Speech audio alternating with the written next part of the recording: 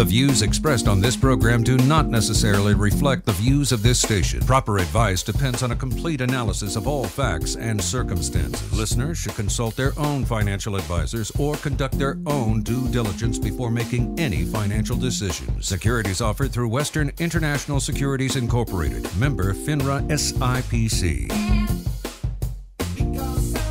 This is Financial Myth-Busting with Don Bennett, where politics and the economy intersect. And this is Don Bennett. Welcome to Financial Myth-Busting. We are live today, so I'm going to remind everybody, if you have any questions regarding your portfolio, I've been managing money for 30 years, and yes, these markets are very, very scary. And I say this at least to me, but I will be talking about the $64,000 question that I have about the markets. I don't know if you remember that game show that was broadcasted between 1955 to 58. That was actually the title of it. And it's my question for this week's discussion about the markets. But if you can call me and you have questions, give me a call at 1-855-884-DAWN, and that's DAWN. Again, that's 1-855-884-3296, or you can go to Facebook at Financial Myth-Busting, or you can follow us on Twitter and at Dawn Bennett FMB on Twitter, and you can ask questions there, and my staff will pull it, and I will hopefully answer you in this show. If not, leave a telephone number, and I'll give you a call next week, and I will answer it directly. And you can do the old-fashioned thing. Just email us at bennettgroupfinancial.com. And all you need to do is click on the Contact Us in the upper right-hand corner of the page, and I will, again, try to answer you in this show. If not, leave a telephone number. I will answer you, give you a call directly next week. Or if you want to have me answer you in an up-and-coming show, again, leave a number so my staff can give you a call. You know, we've had a lot going on this week, and a couple things caught my attention. Of course, like I said, we have the $64,000 market question that I've been asking myself this past week about the real fundamentals and the backdrop going on, and does this stock market of ours really mean anything? And then also, interestingly enough, this week Starbucks created a lot of discussion, though probably not in the way that they intended, trying to make good on the frequent call for a national conversation on race. And Starbucks CEO Howard Schultz actually instructed thousands of his baristas to engage in customers in a conversation on race, which I think is odd. But the resulting conversation wasn't exactly, I think, what Starbucks intended or what Schultz intended, rather than a very thoughtful dialogue about racial inequality. Everyone this week seemed to be obsessed with the stupidity of having heavy conversations about race with your barista, which I agree with that. I mean, the effort completely blew up in Schultz's face, and the backlash was actually so great that Starbucks PR guru actually shut down his Twitter account after receiving a lot of mockery, which I get why he got it. You know, I think this is an interesting story, and I do want to hear your thoughts on this. Should businesses like Starbucks be in the business of political activism? Give me a call at 1-855-884-DAWN. Again, that's 1-855-884-3296. Now, Rolling Stone, I thought, put it pretty smart. He said, if you want to take a noble ambition and turn it into a bad idea, give it to a brand. I agree with that. It doesn't matter how good that ambition actually is in its purest form. We know that attaching a corporate logo to its corrupt sentiments, and subordinates them to market leverage and praise of the corporate status quo doesn't work. If the Sermon on the Mount had originally been delivered by Nike, we'd all be wearing Jordans and still speaking Latin. So, do we want our baristas to double as racial therapists, coaching us on our perceived privileges or lack thereof? I don't think so. I'm at 1-855-884-DAWN. Again, that's 1-855-884-3296. And I look forward to hearing from you. Again, should businesses like Starbucks or McDonald's or any corporation out there or Wendy's be in the business of political activism? I'm at 1-855-884-DAWN. Again, that's 1-855-884-3296. And while I'm waiting for your calls, I'm going to remind everybody at the bottom of the hour, we have a great guest. It's going to be Mike Pento. And you want to stay tuned for this because he's going to be talking on why exactly the dollar is rising. And he's the founder of Pento Portfolio Strategies. And he'll be talking about why it's bad for the U.S. and what the future holds. So again, that's at 10:33 at the bottom of the hour. And then at 11:33, we're having another very interesting guest. And he's going to be talking about the FCC creating ObamaCare. This is Michael Daugherty, and he's president and CEO of LabMD, and he's the author of the book, The Devil Inside the Beltway. And this is a fascinating story that actually happened to him, and he wrote about it. And basically, it's what's going on with the FCC's new internet regulations and how Obamacare may be harming our privacy. And again, more on his new book. So you want to stay tuned for that. That's at 11:33. And one other thing, a little housekeeping. I'm going to remind everybody I've got a seminar on April the 2nd, 2015. That's a Thursday at 7 p.m. at the Capitol Grill, and that's in Chevy Chase, Maryland. So if you're in the area and would like to attend, you need to RSVP, and we only have a few seats left. So I'm at 866-286-2268, and somebody on my staff will give you a call back and confirm your reservation. But it's chicken, steak, seafood, whatever you like, vegetable dinner. But you'll be my guest, and we're going to be talking about the surreal and sinister markets of 2015. Again, that's 866-286-2268, and it's the Capitol Grill in Chevy Chase, Maryland, and that's April the 2nd, 2015. It's a Thursday at 7 p.m. And so, again, if any of you would like to attend, you need to RSVP at 866-286-2268. So let's talk about something that's scary, really scary to me. And that's what I've been saying, the $64,000 market question. And I'm, paraphrasing it and copying this from that game show that aired in America from 1955 to 1958, which ended up, by the way, being embroiled in scandals in the 50s. But it was kind of a cute show. And however, I don't think this is a cute moment in our history. I mean, what I'm asking is whether, given the U.S. economic fundamental backdrop, does this stock market of ours really mean anything anymore? In other words, is the crevasse between disappointing corporate earnings per share and the economy as reflected in the rise of the stock market going to continue to get further and further apart? You all must be thinking that because your lives aren't following the stock market. It isn't getting better. It's just the stock market is. Most of the regular financial myth-busting listeners already know my answer to this, but I'm going to go again into detail to make sure everybody gets the point. Now, the S&P 500 fourth quarter 2014 reported earnings per share fell negative 14% year over year. And yes, this factoid, this stat actually came from the horse's mouth of Standard & Poor's. Even another research house, FactSet, reported similar numbers and that they expect a negative 5% drop in S&P 500 first quarter earnings for 2015. So that's not good, but the stock market continues to rise. And then they also said, looking ahead to 2015, the Dow Jones Industrial Average is projected to report year-over-year declines in earnings. So this is what they're projecting. In first quarter of 2015, they're expecting a decline in the Dow Jones Industrial Average, a negative 15.3%. And in second quarter 2015, they're expecting a decline of negative 9.5% in the Dow Jones Industrial Average. And in third quarter 2015, a decline in negative 5.9%. So first quarter, negative 15.3% in the Dow Jones. Second quarter for 2015, FactSet is actually expecting a negative 9.5% decline.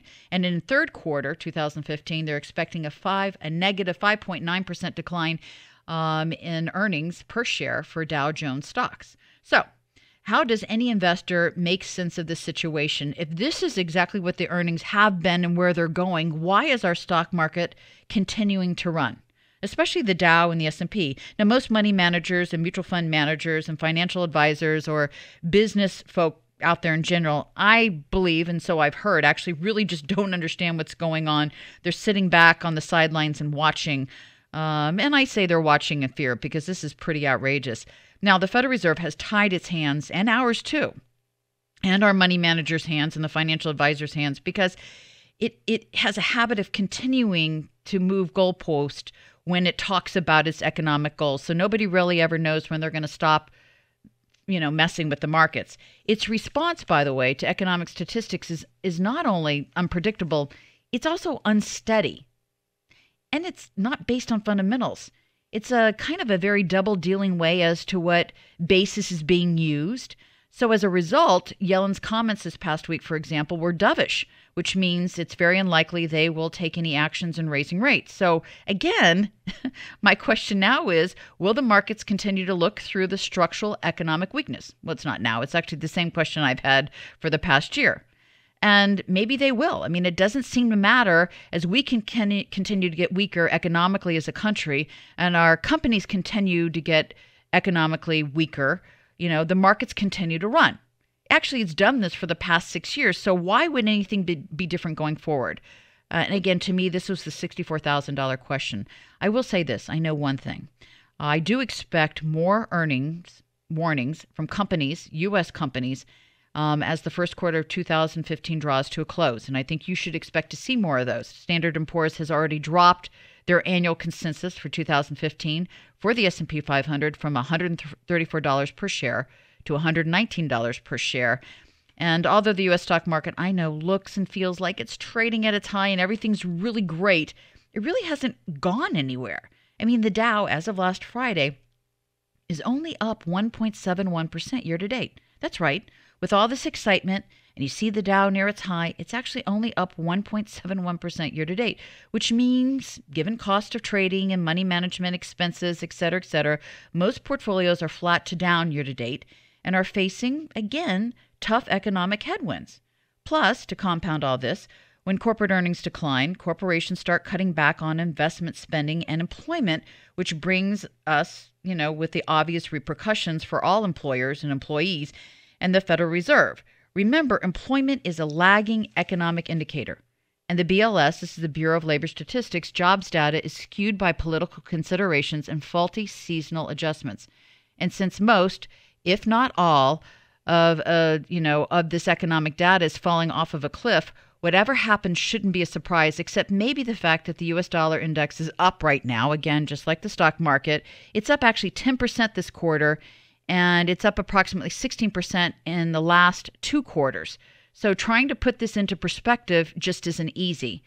You see the steepness of the recent rise in the dollar is actually very curious. It's very unusual. There hasn't been anything else like this in the last 30 years where the dollar has risen more than 25% in 9 months like it's recently done for the past 9 months. And so I think this is just a symptom of the dollar being currently overbought. And that's something we're going to talk more about when we come back from break.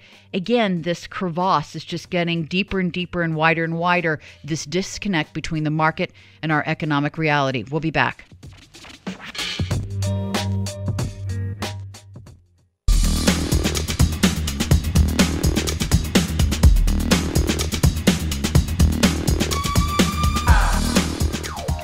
Today, we're talking about Starbucks and its national conversation on race, as well as the dollar, as well as the disconnected market. So if you've got any questions or comments on those, give us a call at 1-855-884-DAWN. Again, that's 1-855-884-3296. And before we went to break, I was talking about how the U.S. dollar index, again, disconnected from real U.S. economic fundamentals and economic data, is up approximately 10% this quarter. And it's also up approximately 16% in the past 2 quarters. And trying to put this into perspective, at least for me, isn't that easy. You see, the steepness of this rise is really odd. It's weird.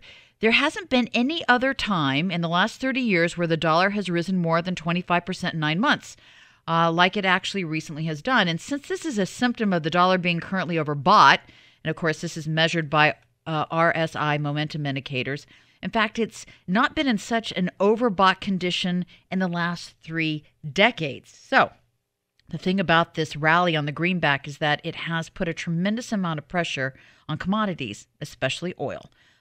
Oil closed actually at $45 and change per barrel on Friday.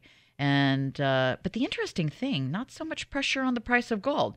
As a matter of fact, the grip of the dollar is not really being even reflected in the price of gold, as it was up nearly 2.43% just this week alone, this past week alone, and it's almost flat for the year.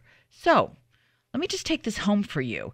If all this data is pointing towards an economy that shows very little sign of significant acceleration, then every single one of you need to defend a major weakening of purchasing power in your portfolio. Any of it, and I'm talking about your U.S. dollar-denominated holdings. And so you're probably saying, how, Don, how, pray tell, does one do this? Again, there aren't a lot of options. So I would suggest the 5,000-year-old trusted asset of which is gold and even silver. And since the dollar has more than likely peaked, and it really hasn't affected the price of gold and or silver on its rise up, that's good. it's more than likely going to move. Gold's more than likely actually going to move upward in an upward trajectory. So again, no promises or guarantees, but as the dollar declines, gold will probably move upward. So remember the old saying, buy low and sell high. You can actually practice that with gold. So keep that in mind. In the meantime, I'm going to go back and chat a little bit more about Starbucks and Starbucks CEO Howard Schultz. I think this Starbucks racial equality program is actually patronizing to customers. I really do. I think it's odd that they really want the baristas to double as racial therapists, almost coaching us on what's perceived as right in racial discussion or privileged or lack thereof. What do you think? I'm at 1-855-884-3296. Again, that's 1-855-884-DAWN, and that's Dawn. I'm just curious. Do you think it's patronizing to the customers of Starbucks to have asked this? As for me, again, I'm just waiting for Howard Schultz's novelty week to end because so far as, a bunch of nothing has really happened from it.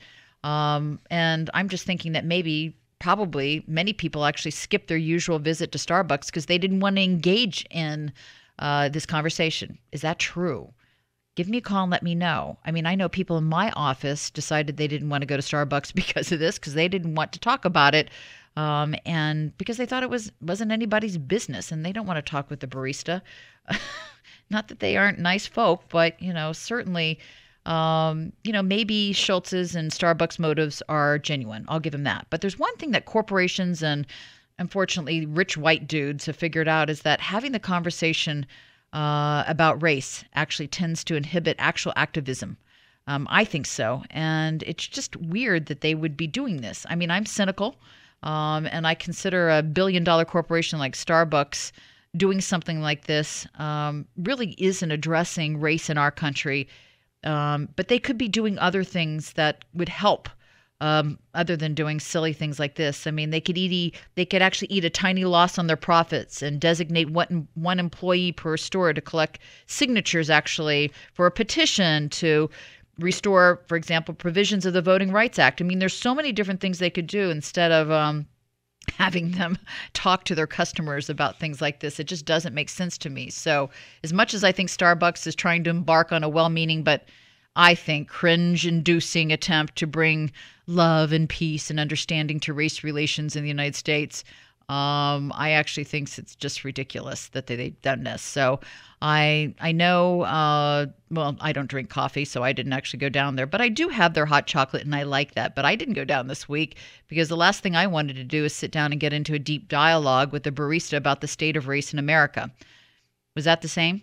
Did you feel exactly the same? Give me a call at 1-855-884-3296.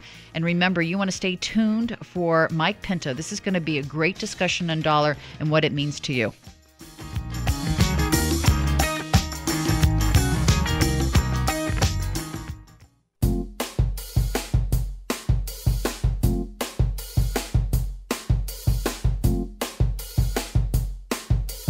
The views expressed on this program do not necessarily reflect the views of this station. Proper advice depends on a complete analysis of all facts and circumstances. Listeners should consult their own financial advisors or conduct their own due diligence before making any financial decisions. Securities offered through Western International Securities Incorporated. Member FINRA SIPC.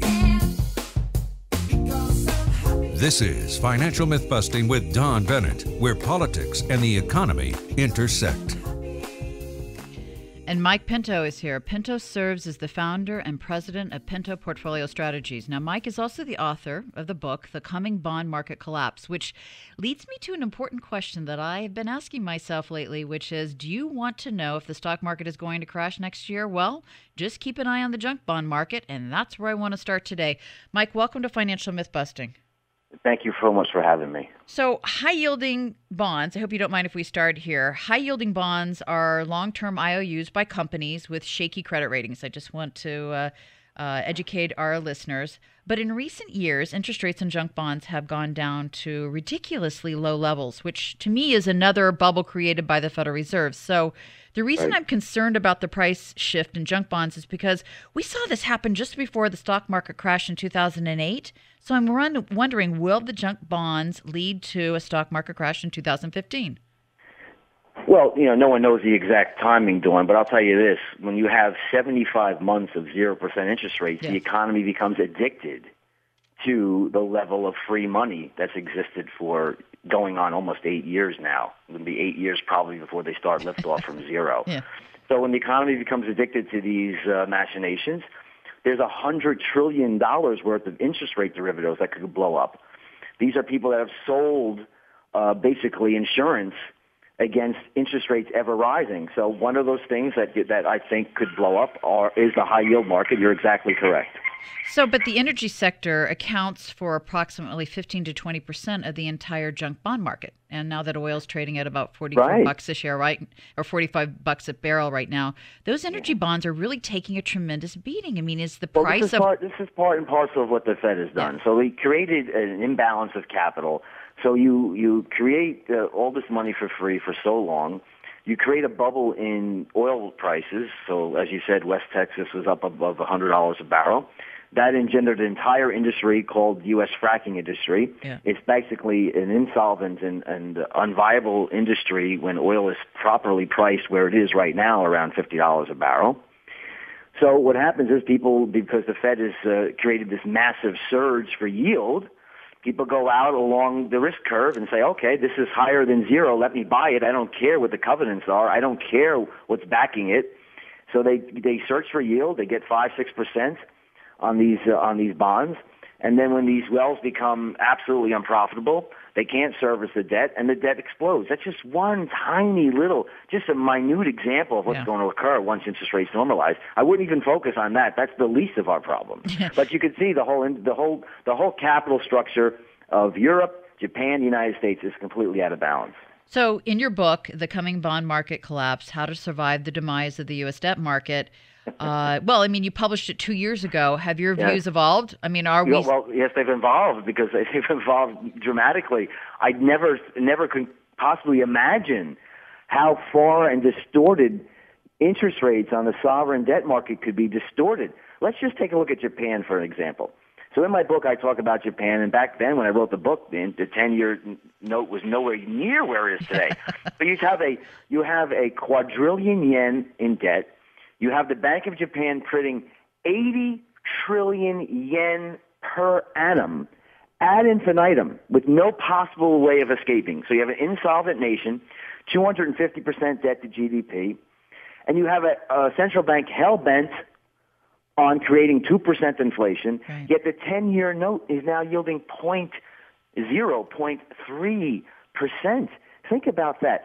Think about what's going to happen when the day comes that the Bank of Japan has to make the announcement that we've achieved our 2% target, you're getting 0.3% on your 10-year, inflation's now running at 2%, you're an insolvent nation, and now not only are you going to stop buying every single bond that the Bank of Japan, that the government of Japan issues, but now you're going to actually have to start selling these bonds into a market that doesn't exist. You're going to have a massive interest rate spike, and you're going to use 100% plus of all of your revenue just to pay interest on the debt. That's Japan. That's the case in Europe and in America, too. I'm sorry to say the entire developed world has entered the twilight zone. Well, you know, Europe began its own money printing campaign, right? And, of course, they think this is that they were left out of how quantitative easing somehow saved the U.S. and Japan. I'm just wondering, Europe had a sluggish economy for almost 4 decades now. Did they just order a dose of inflation? No, not at all. So to think that quantitative easing saved the U.S. economy, you really have to be completely ignorant of the data. I know. So, but I'm not saying you are. No. This is one central bank. The Keynesians. Yeah, the Keynesians and those who don't believe in capitalism and free markets believe that QE saved the economy. So in 2010, U.S. GDP was 2.5%, the annual growth of GDP. And in 2014, it was 2.4%. So we have not at all saved the economy by all this massive money printing and complete distortion of markets. What we've done is we've reinflated asset bubbles. We've reinflated the stock market bubble, and we're trading right now at 120%. If you look at all of the market cap of stocks, that's 127% of GDP. It has never been higher outside of early 2000, and we know what happened then. And it's much higher than it was in 2007. So we created a massive bubble in stocks, a huge bubble, again, in real estate, another massive bubble in bonds, for which there is absolutely no escape. And all of this has done one thing. We have, in aggregate, increased the amount of global debt by $60 trillion since the Great Recession began in December of 2007. So we've taken interest rates to zero, made money free, reinflated asset bubbles, massively re-leveraged the economies all over the planet, and the only thing keeping the whole thing together is the fact that we can have 0% interest rates. That is unsustainable, and when that ends, that's when the calamity will occur. And Bernanke and Yellen, of course, began this money printing campaign that, of course, continues here and Europe now. Of course, we just talked about it with the single currency is printing and Japan is printing. So I want to talk about currencies now. Are there any currencies that are actually a smart place to keep your money? Yes, real currency, real money is gold. Precious metals is here. Let me just talk about the dollar for a second. So the U.S. dollar is not really strengthening, Dawn. We've had, as I said, 75 months of 0% interest rates. Right. We have printed $3.7 trillion in quantitative easing, which is actually an expansion of the monetary base that's known as high-powered money. So the dollar is only strong when compared to insolvent nations like the EU 18 and Japan that are still engaged in QE. But the intrinsic value of the dollar is not getting stronger. Right. We have negative real interest rates for now, and a weakening dollar against real money, gold. Gold really, if you look at the dollar and the relationship with gold is really basically unchanged over the course of the 25% surge in the dollar on the DXY.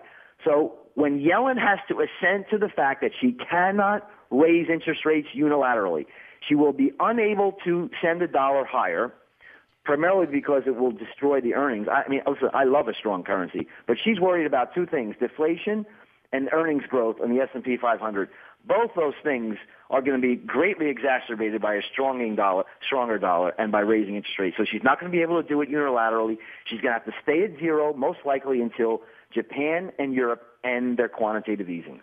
So based on everything you've said, it's almost like magic, use the word magic in quotes, seemed to have sustained this universal faith in currencies until about the middle of 2014, when a lot of monies went south except the dollar, which, of course, as you know, has continued to magically levitate. What is it levitating on? Is it the blowback of the deflationary wind flattening everything else? Is that what it is? Why is the dollar? You're asking why is the dollar strong against the euro in Japan? Yes. Because we stopped our quantitative easing. The Fed has been The Fed has been threatening, and your listeners should know this. The Fed has been threatening to stop QE and raise interest rates since 2010. And every time we get to the precipice of actually having some normalization in the sovereign debt market of the United States, anytime they've even threatened to do that, the dollar will surge, the stock market falls apart, and some bobblehead on the FOMC will come out and tell you that, oh, we really didn't mean what we said. Now, Janet Yellen said that she was going to raise interest rates when the unemployment rate dropped to 7%. Then it was 6.5%, then it was 6%, then it was 5.5%. Now, after her last week's FOMC meeting, it was now 5.1%, this magical rate that the unemployment rate can drop to where inflation will start to surge. Now, inflation has absolutely nothing to do with how many people are employed, zero.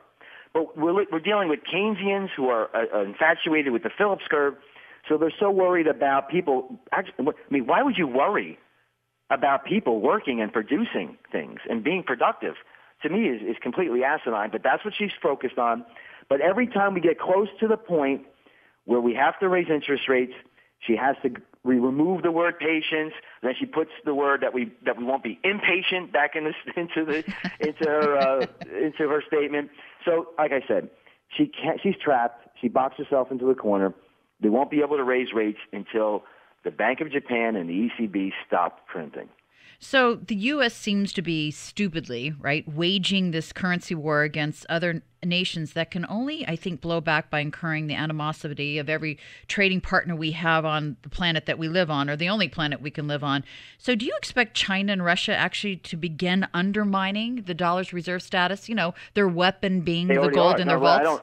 This is not a prediction on my part.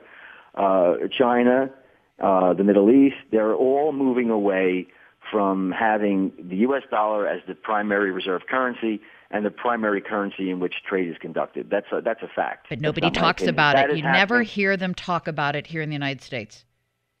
Well, that's because if the U.S. dollar was no longer the reserve currency, then we'd have a big buying strike in our bond market. And if we think that we can afford normalization in rates, so the 10-year, just so your listeners understand, the 10-year note, if you go back 45 years, the average interest rate is 7.3% on the 10-year note.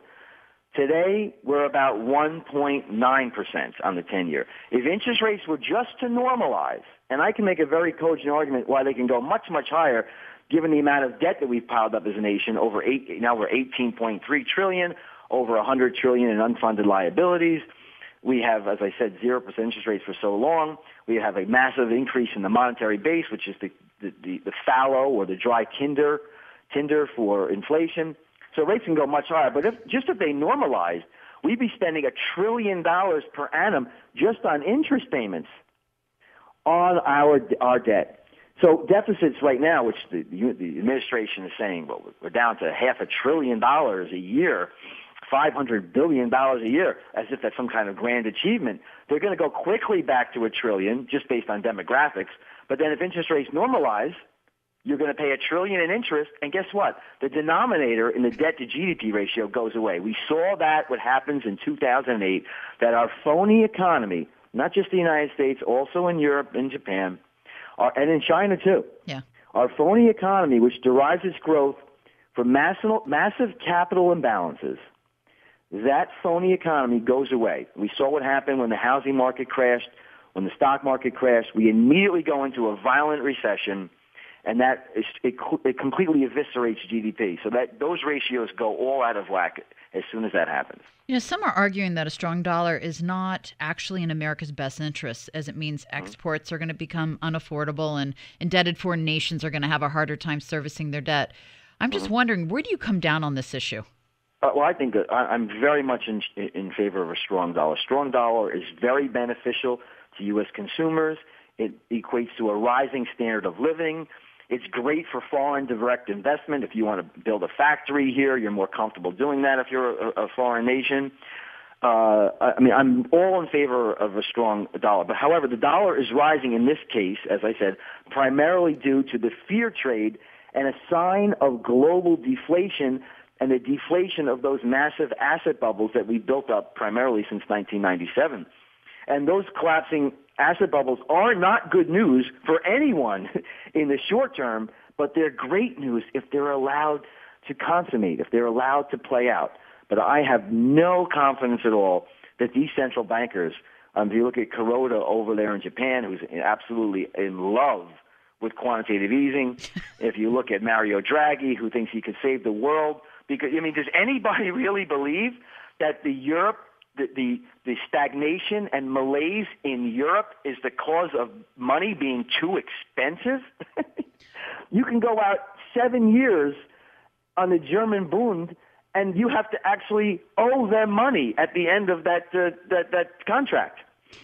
Mike, how every year is negative interest rates in nominal terms. So you could take interest rates to zero, as they're doing in Europe, and that's not going to engender growth. You need some massive structural reforms in Europe. You need tax cuts. You need supply-side economics. You need austerity, but none of these things are even. We're heading into break, Mike. I want you to hold there because I want to talk about how you think this will last.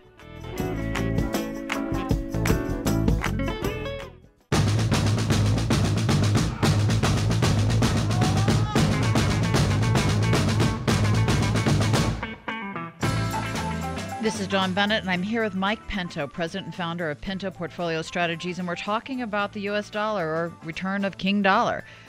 Here's my question, Mike. After Yellen spoke Wednesday, sounding more dovish than ever, or sounding more dovish than the Fed watchers anticipated, the dollar actually crashed in overnight trading, but then it recovered Thursday morning, and some are actually calling this a flash crash. Do you know what happened? Okay, so here's my assumption as to what occurred. So the street was on one side of the trade. They believed that Janet Yellen was going to remove the word patience from her statement, and then also maintain a very optimistic view over the economy. But what she did, she took out the word patience, like everybody predicted. However, she lowered her estimation. They called it a dot plot. But anyway, what happened was they lowered their estimation as to how high GDP growth would be, how high inflation would be, and what level the federal funds rate would be. So if you lower all those estimations, it becomes an extremely dovish meeting. So you had everybody was on one side of the trade. They were long dollar, short euro, and they had to unwind that very quickly. And you see how violently that move occurred. And then I'm sure you had some unwinding of that unwinding. So, but here's the point, though, Dawn. This is part and parcel of what's occurred through the central bank machinations. They have eviscerated and vanquished any semblance of the free market. Yeah. We don't know what level the dollar should be. Right. We don't know what level interest rates would be. We don't know where home prices should be. We don't know where bond yields should be. We know one thing for sure. They don't belong anywhere near where these prices are, because the free market, as I said, has been completely eviscerated. So this is just a small example of what's going to happen as the Fed and other central banks try to return to normal. It's not going to be a very smooth process. I liken it to landing a jet airliner on a driveway. It's not going to be very pretty. It never has been pretty. And because they've been so dominant, and because they've replaced markets for so long, this time around is going to be much worse than what happened in 2000 and in 2008.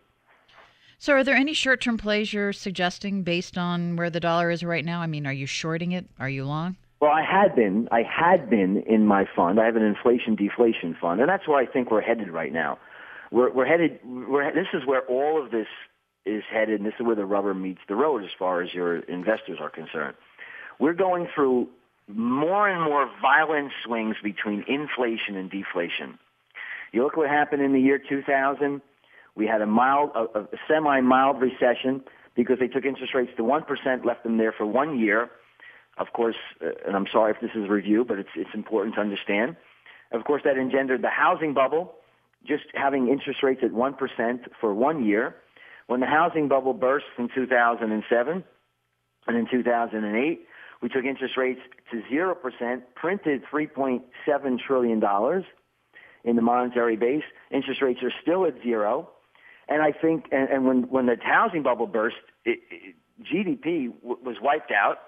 We lost about 50% of the equity value in the stock market. Home prices fell 35%. And now what do you think is going to happen this time around? So you have to position your portfolio for both cycles of inflation and deflation. Every time central banks try to escape from their domination of markets, you're going to see a massive retrenchment in asset prices, and you'll see deflation.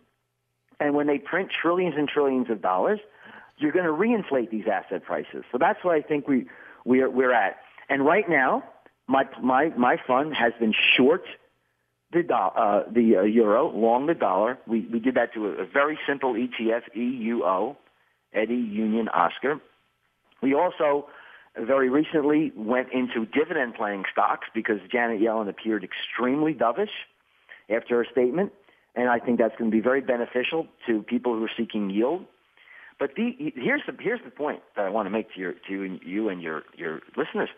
You cannot do a buy and hold strategy anymore in your investments. You can't do the Jack Vogel modern portfolio theory of investing any longer. Yep. There's going to be a time very soon when both bond prices and equity prices fall in tandem. And when that occurs, you're going to have a much more dynamic strategy in place. And that's what I do here at Pento Portfolio Strategies. Mike, I want to thank you for being on Financial Myth Busting. And everybody out there, he's the author of the book, The Coming Bond Market Collapse. You want to get that. And when we get back, we're going to be talking about the markets again.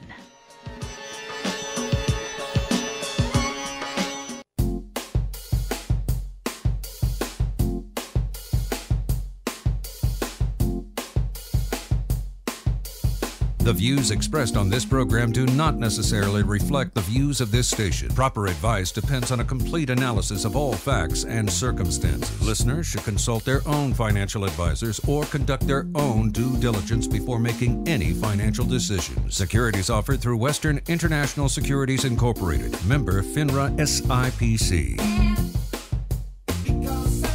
This is Financial Myth Busting with Don Bennett, where politics and the economy intersect. And welcome to Financial Myth Busting. We're live today, and we are talking about what I call the $64,000 market question and this huge crevasse that seems to be getting bigger and deeper between corporate earnings, which are very, very poor out there, and economic numbers, which aren't good here in the United States, versus, of course, this rise in the stock market. I mean, I'm wondering, are they going to continue to get further and further apart, as well as this interesting discussion that Starbucks certainly started this week. CEO Howard Schultz of Starbucks actually encouraged the company's baristas to write a slogan on the side of coffee cups about race. And then he wanted the baristas to talk to the customers about race, which I think is not too bright. But we'll talk a little bit more about that. But before we get there, I just want to remind everybody, if you've got any questions for me, feel free to go to Facebook at Financial Myth Busting or follow us again on Twitter at Don Bennett FMB on Twitter.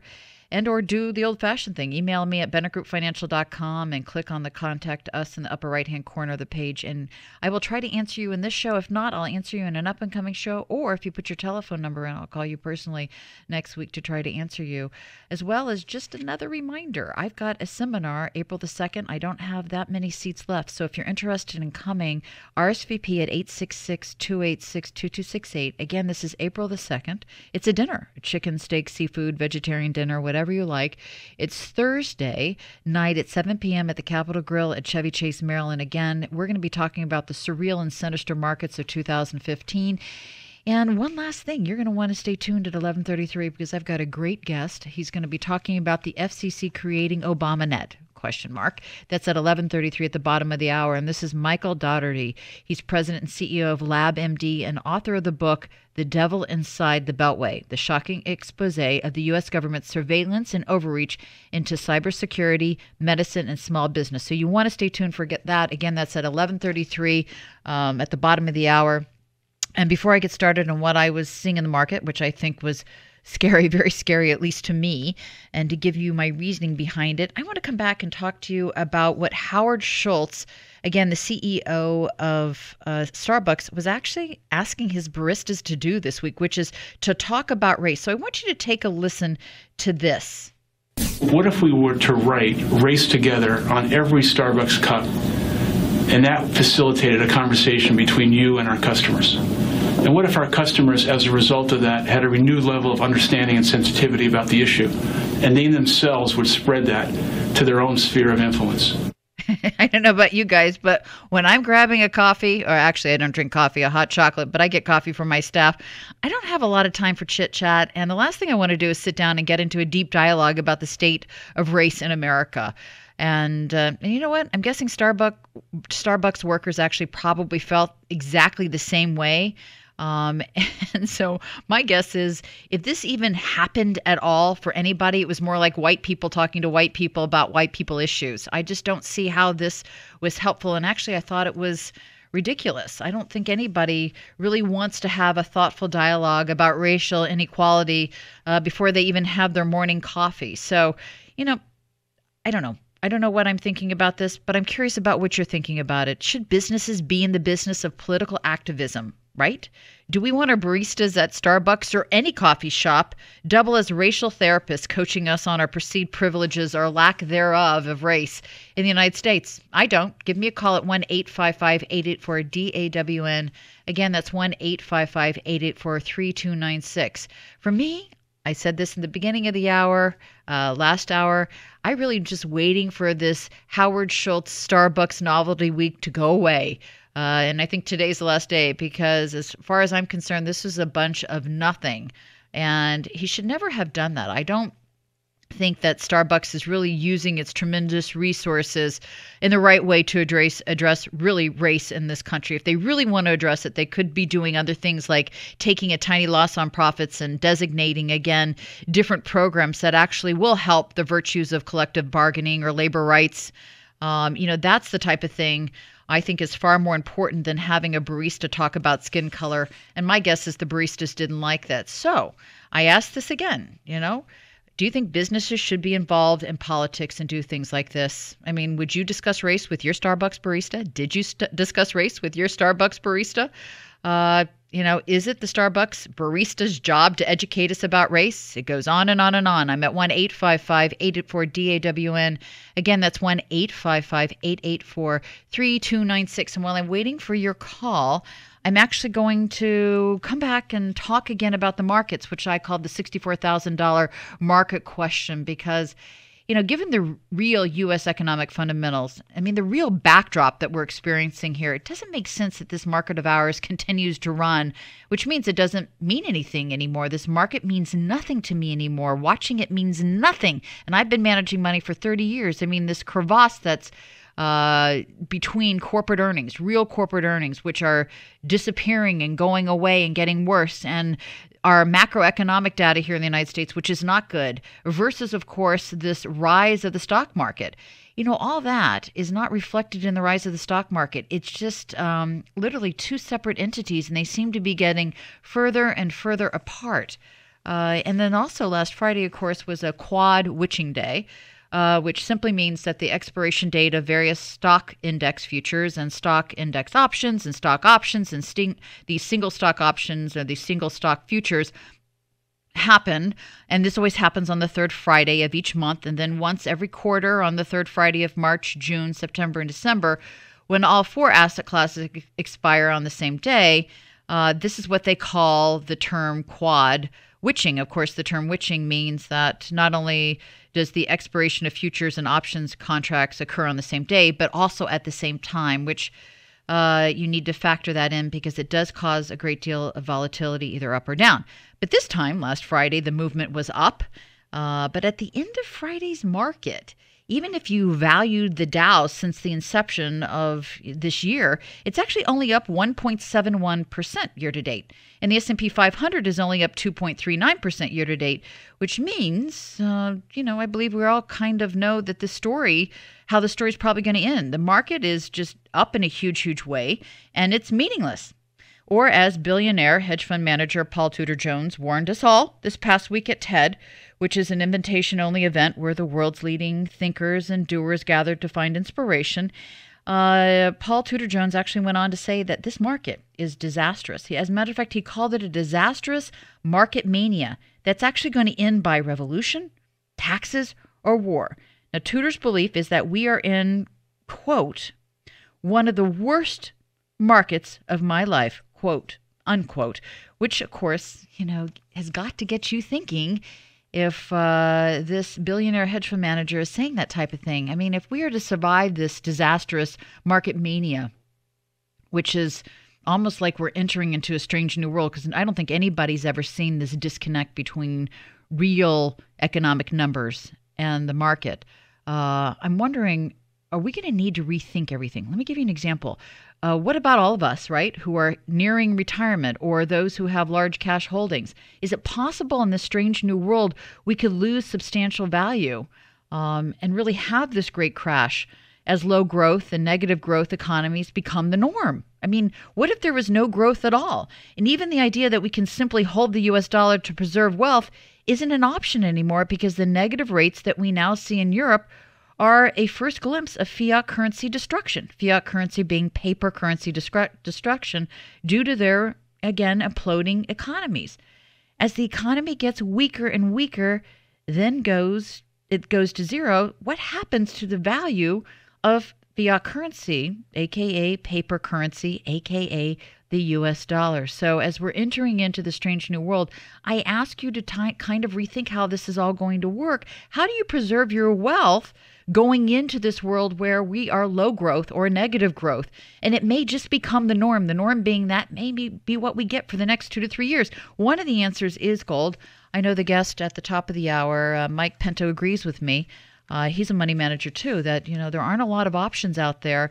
And one of the options is, however, gold. So it is something for you to think about. In the meantime, I'm going to come back and I want to talk more about Starbucks and what Starbucks CEO Howard Schultz is encouraging his company baristas to do, which is to sit down and talk about race, which I think is a bad business move. But do you think it's your barista's job to educate us about race? I'm here for you. I want to listen. I want to hear what your thoughts are. I'm at 1-855-884-DAWN.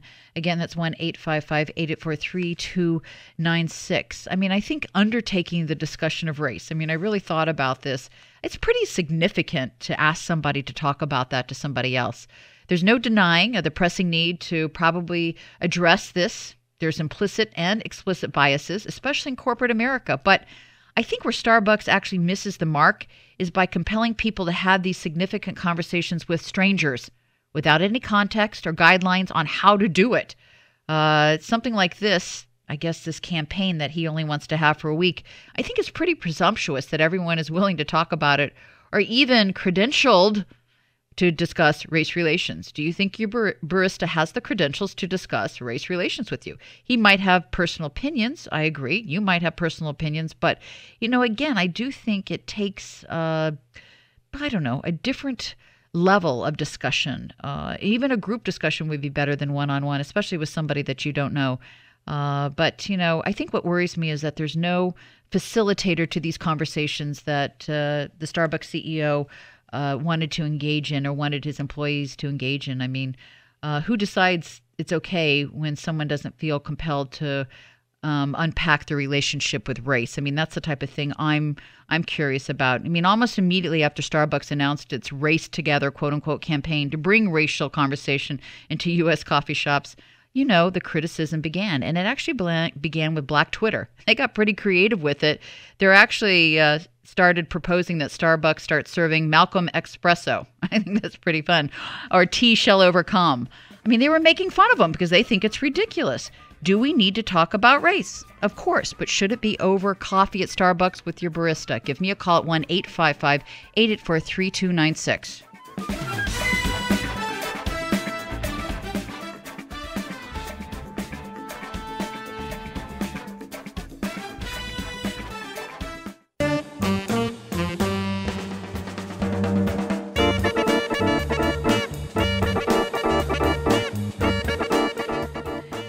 This is Dawn Bennett, Financial Myth Busting, and we're back, and we're talking about Starbucks' race campaign. I just think there's this dubious nature of promoting racial discussion for corporate gain, and especially since there's this sparse racial diversity within Starbucks executive ranks, and this burden that's being placed on the baristas who are expected to initiate and manage extraordinarily difficult conversations about race. Let's be honest. It's impractical to have meaningful interactions about such a complicated topic in a busy coffee line, which is why I want to hear from you. I'm at 1-855-884-3296, and I have a caller, Barbara from Branson, Missouri. Hi, Barbara. How are you? Hi. I called into that at Starbucks, and they were really nice to me. They let me talk for about 40 minutes. I'm the widow of a United States Marine Purple Heart from Vietnam who commits suicide. And his last words were, "There is no help for the white man." He wrote an autobiography by hand while he was in the hospital, and it was stolen. A second one was stolen right from my car, smashed my window, and took it. And he said, they don't want this out. I've changed history, and now in about race, they found out that there were 200,000 suicides from Vietnam. I heard on the headlines. And of those 200,000 suicides, all were white men. Our white men in particular are being pushed over the edge. I have 40,000 pages of research on this. Not only that, there's all kind of races. Let's talk race, Dawn. Be brave about it. The women are going to have to come forward. There's the Jewish race that is the smartest and the richest. Yeah, but Barbara, I think I think you're absolutely right. You have 40. You said you've got over 40,000 pages talking about race. I mean, can you have an authentic conversation? I mean, you got 40 minutes from your barista. I guess you called in. You weren't standing in line. You got 40 minutes from your barista. I mean, honestly, most people, when they're standing in line and they want a hot cup of joe, they don't have time. I mean, they only have enough time for a soundbite or 140 characters. You seem to be the one person I've talked to that actually got 40 minutes, and you appreciated the conversation. I think that's great, but we're talking about race being discussed at Starbucks, not race in general, race being discussed at Starbucks. I mean, don't you think it's impractical to have a meaningful interaction in line with a barista? The white race is not going to be here within 100 years, according to my census reports. The average child in the United States is brown. A black woman can make twice as much as I can, and the Jews admit from the New York Times and the LA Times that they control the United States.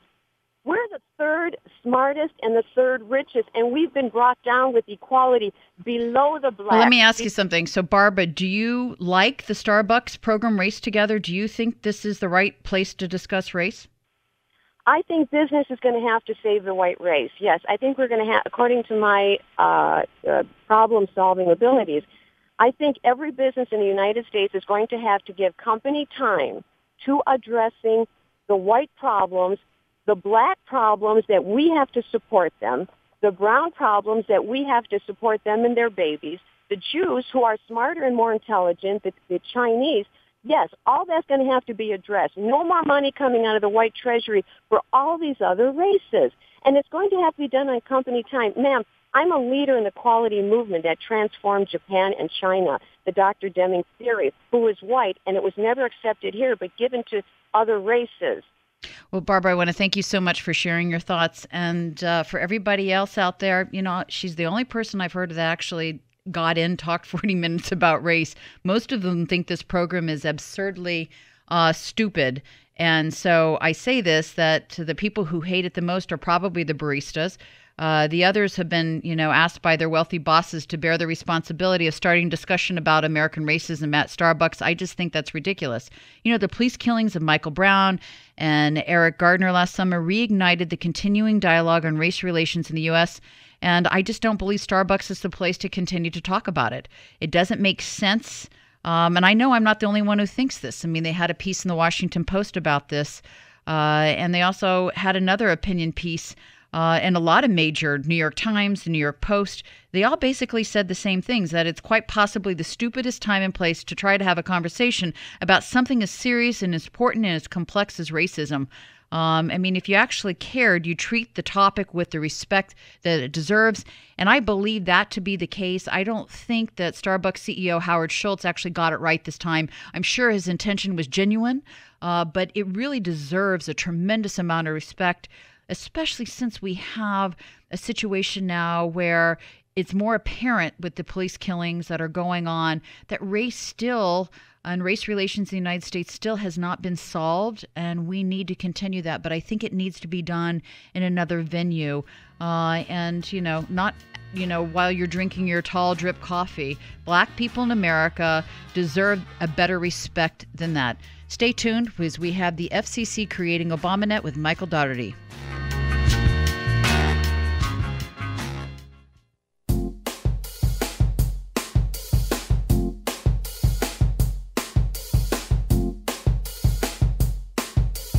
The views expressed on this program do not necessarily reflect the views of this station. Proper advice depends on a complete analysis of all facts and circumstances. Listeners should consult their own financial advisors or conduct their own due diligence before making any financial decisions. Securities offered through Western International Securities Incorporated, member FINRA SIPC.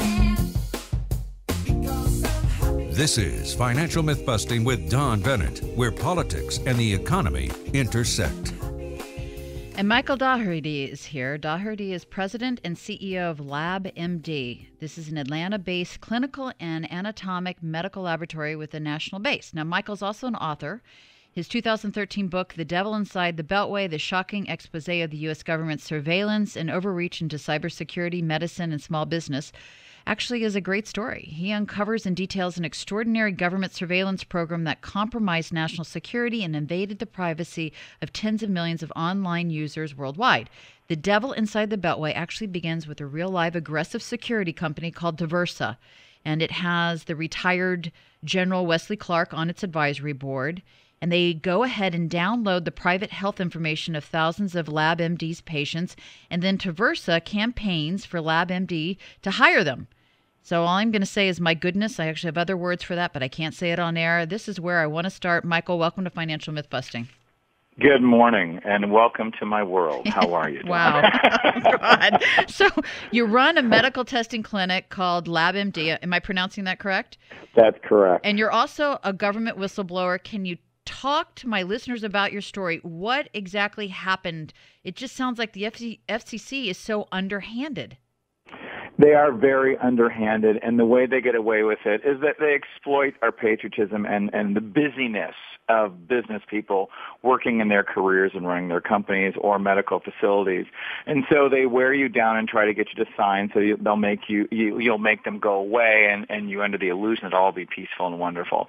And a lot of companies do that, and I don't begrudge companies that are in sort of the reality world of this government is so tough and so abusive, it's the only way to survive.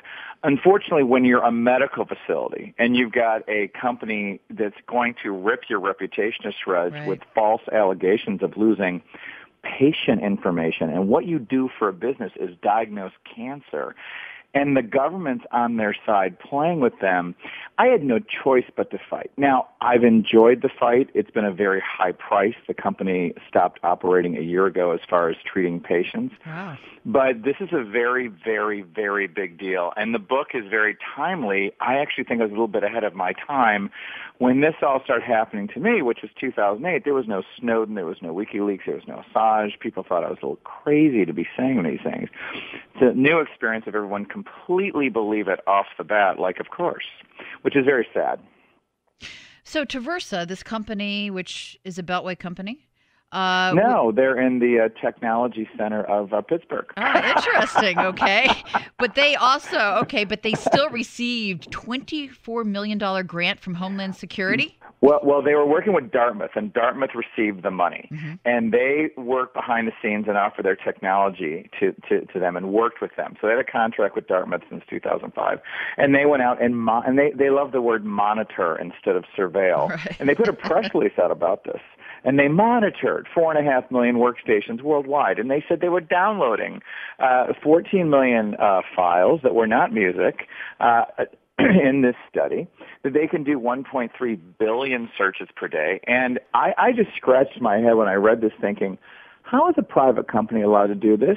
And why are they sitting in front of Congress talking about it, acting like it's all okay, when they're coming in and taking my property?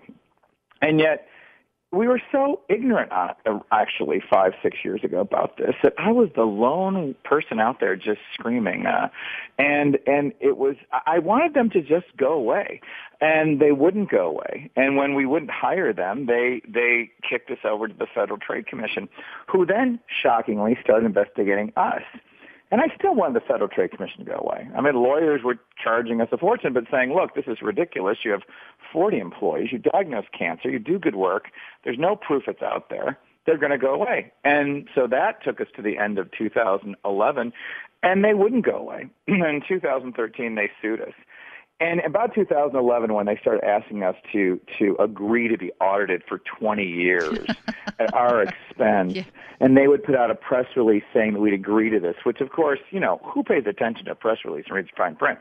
There's no one that's going to think that because we agreed to be audited for 2 decades by a government agency, that we are innocent of anything. So that was not happening. And these arrogant bureaucrats and these very dangerous lawyers who, by the way, have extremely little technology experience, they're just on the hunt, went after us. And I wrote a book. And the book really, I'll tell you folks, the power of the pen and the First Amendment, if you write it the right way and you're not don't sound like you're out there and you're very factual and professional. Right. I wrote the book like a novel. I wanted to pull people in a story. There's humor and sadness and scary stuff, but it's written like a novel. And because I want to educate people about the reality of how the government is working. The government we're taught about in the civics class in school stopped operating like that in the early 20th century. These agencies are out of control, and they play gun-to-the-head negotiations with everybody, and it's tough stuff. These are not good people. And I think we're realizing it now that we see how they're playing the game in Obamacare and the FCC and cybersecurity. All this stuff's going on, and nothing's getting better. So the FCC is still around. Has anyone been reformed in response to your expose? I mean, have people been fired? Has anyone been held accountable? Well, accountability is the last thing the government does quickly. So it's moving in the right direction. Because I wrote the book, House Oversight started an investigation. Actually, they didn't start because of the book. They started because the book brought out someone from inside Diversity that blew the whistle. And I was talking to Oversight for months before that, but that finally made it much bigger than just what happened to me. This has been happening to a lot of government agencies and corporations. So Oversight put their foot down, started an investigation. I had testified in front of Darrell Issa's full committee in July of last year.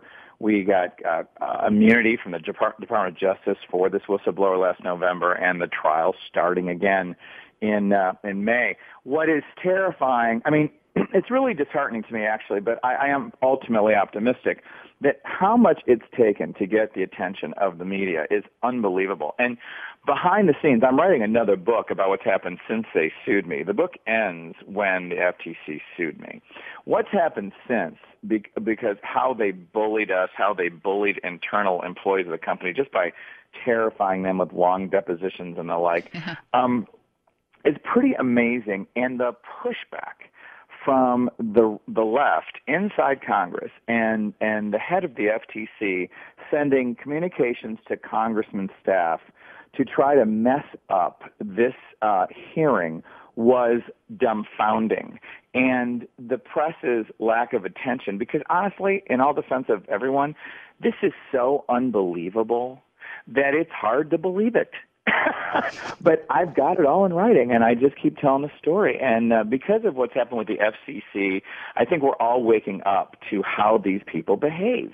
And it's time to put our foot down, because we're getting worse off and less safe because of it. We're not better off. So what happened at the end of your case? The case isn't done. When the whistleblower came in, he pleaded the fifth, and the judge immediately stayed it. And we went and he waited for Congress to be able to find out to get this gentleman, to see if he could get immunity to testify. And the Democrats would not allow a vote to happen in oversight. And in the committee, to give immunity, you have to have 2/3 of the vote. And Elijah Cummings would not let it come to a vote. There's no way the Democrats are going to allow this, even though they saw forensic evidence, which is truly terrifying. But they're protecting the brand that government is all good instead of holding it accountable. And they're so used to not being held accountable. What goes on behind the scenes is unfortunately believable but terrible. Now, because Congress failed, the Justice Department intervened and did award immunity, not till November. So the case was stayed last June, and we thought we'd start before Christmas. Now we're not starting till May because there's all sorts of things still going on. And the FTC is really skirming. But the headline really is this. The Federal Trade Commission came after companies without any verified evidence. Our file was never out there all over cyberspace like they alleged, but they're such zealots. They're such powerful people without specific knowledge of what they're trying to regulate. And they're so used to not being held accountable. Yes. People do not push back. When you don't hold people accountable, they get lazy and abusive. Yep. It's not a big surprise. But accountability's coming. And because the truth will stand. Just the thing is, they wear you down. I mean, this has taken 7 years of my life so far, and destroyed my organization, and destroyed really my income, and all the people lost their job. We had several 100,000 patients that we treated, a couple hundred doctors that worked with us, and they created such a huge, scary shift. Again, the size of their behavior is so hard to take in. It's just starting to take effect, and I'm just starting to get asked to speak because it just takes a while. And so your company labMD is not open anymore. Is that correct? Correct. They drained us dry. I mean, really, and honestly, I knew it was going to happen no matter what, because they wouldn't leave us alone. I mean, the fact of the matter is the human condition really is that we don't like controversy. We don't want to watch a mauling. We want to believe the government is good. And in my book, I write a chapter called The Long Slog Up Justice Mountain, because to climb Justice Mountain is extremely expensive and very time-consuming. And before you get to the verdict, while you're in the middle of it, people stay quiet. They're not sure if you're guilty or not. They don't want to get involved. And it's really quite a lonely existence, especially when you've absolutely done nothing wrong. And it's so hard to believe. We don't want to believe our government these days would do this, but the agencies do. The federal agencies that are regulatory, like the FTC and the FCC, absolutely, this is their playbook, and it's just gotten so extreme. Only now we're starting to really see it. Do you think it's extreme because of the Obama administration? I think the Obama administration put a lot of gas on the fire, and they put people in positions of power that really were zealots. But it's been going on for a long time. The FTC just celebrated their 100th anniversary. It didn't start with the Obama administration, but they turned up the heat big time. And these people are just not accountable. For example, the people he put in power at the Federal Trade Commission, these are people, they come out of high-end law schools. They work for the government. They have that adolescent attitude about business from undergrad and law school days, and they don't have any real-world experience with it. They want to have great resumes and peak career experiences in their government work, and that means they're going to go after someone and save the day. And they go after business, they go after healthcare, they go after whoever their area is. And if they don't grab someone, they're not considered successful. These people used to be reined in pretty much, but it's gotten extremely out of hand. So we have bureaucrats running medicine that have no medical background. We've got the FCC, the FTC, and Homeland Security fighting over who's going to run the Internet. Very few of them work in technology or ever did. So this is why we have all these great pie-in-the-sky theories that come out of our politicians' mouth right now that how great it's going to help things.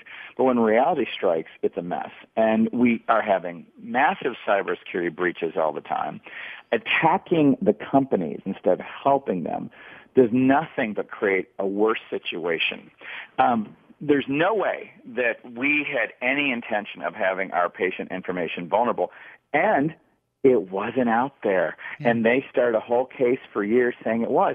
And the amount of work I had to go to prove them wrong has been terrifying. But we have to realize, folks, if we don't push back, it's going to get worse. It's not going to go away just by ignoring it. And it's gotten so big. You have to take a stand. So this is an expensive stand to take. How are you funding it? The company's not up and running. Actually, again, the power of the pen.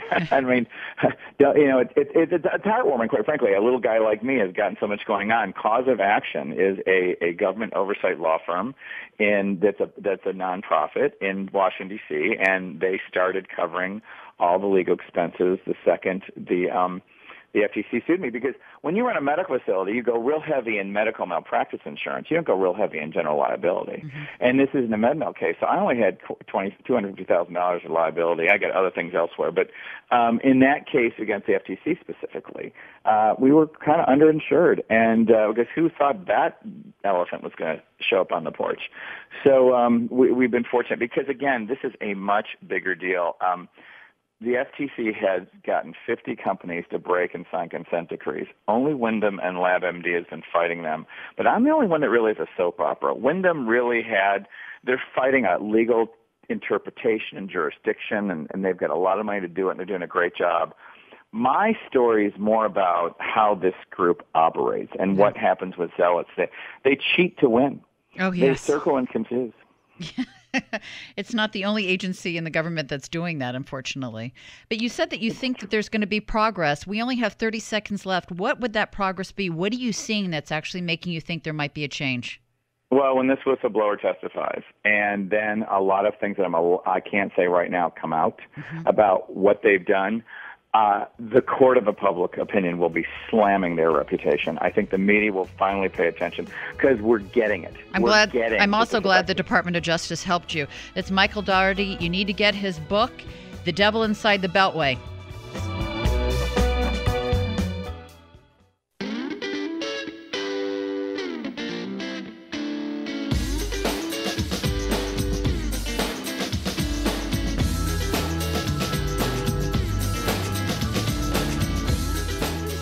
Don Bennett, we're back. Gold prices, I think, let me put it this way. I think the dollar's about to lose grip on gold. And the other thing is gold, I think, is going to start to hit at least higher prices because of the surging Asian demand. With Japan all set to become the sole owner of Japanese government bonds and equity ETFs, this is the ECB, this is their central bank basically promising to print, and they'll buy everything because nobody else wants it. The utility of owning gold seems to be clearer and clearer. And although they think it's less clear, as a matter of fact, I think they called it a barbaric yellow relic, which is just kind of a joke. But be that as it may, there's still a lot of analysts out there who believe owning an asset that can't be printed by central planners, central banks, is probably not a bad idea in an era where the world has driven the idea of a market to the edge of extinction. There's no free market out there. So when you couple that with the cultural dynamics in Asia, I think you get a recipe for surging prices. Now, on Bloomberg, I read this past week, and it talked about gold demand in Asia is set to double by 2030. And it's set to boost prices to a record as investment and jewelry purchases climb. So demand from retail and institutional investors is actually going to jump to almost 5,000 metric tons a year by 2030 from 2,500 tons. And this was according to Warren Hogan in his report that got reported through Bloomberg. So prices may rise to more than 2,000 an ounce by 2025 and 2,400 an ounce by 2030. Again, this is talking about China gold and an Asian gold demand. So it's something for you to keep in mind as you go through next week and to think about an asset class, again, that can't be printed, that can't be manipulated by central banks. I think that's important.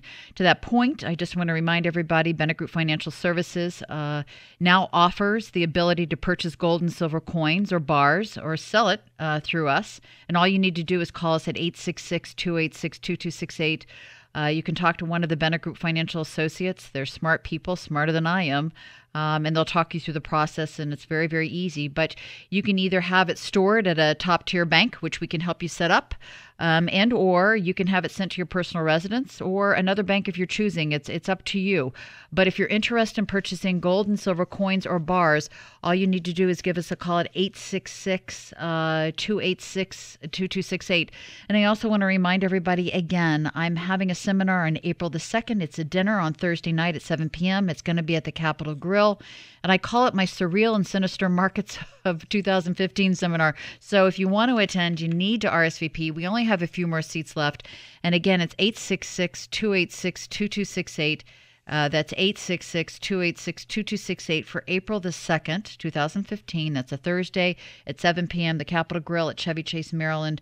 And I'll be giving a seminar, and it's a chicken, steak, seafood, vegetarian seminar. So I think everybody's going to be happy.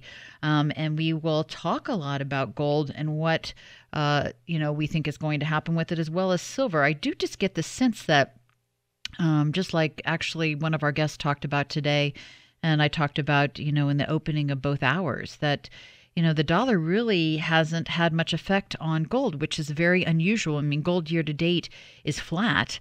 And the Dow is only up about 1%. So it really hasn't done much, as well as, even with the strong dollar, gold was up over 2% this week. So I am wondering if it is losing its grip on gold. And if, in fact, with all the printing of money and it having really no benefit to any of the developed economies, if owning something that can't be printed by central planners is probably a pretty good idea, since we seem to be on the edge of extinction when it comes to free markets. So again, if you're interested in the seminar or you're interested in purchasing gold and silver coins or bars, give us a call at 866-286-2268. Again, that's 866-286-2268. And we'll talk you through the process of owning gold and silver coins. You can even put it in your retirement accounts. There's certain banks out there that actually allow you to hold the gold coins and the silver coins and the gold bars and the silver bars in your IRA account. And these are top-tier banks that we can actually help set up an account there for you so you can store the metals, of course, for a fee. To them, not to us. And even the commission that we get paid on this is quite little. I want to remind everybody the reason why we got into this part of the business is to help facilitate your demand, but also to allow you to get into gold and silver with a lower commission. A lot of times there's places out there that charge a tremendous amount. Sometimes it's upwards of 10, 15, 20%, and we're only doing it between 2.5 to 3. So again, give us a call at 866-286-2268. And you know what? That's all I've got. This is Dawn Bennett with Financial Mythbusting, where politics and the economy collide.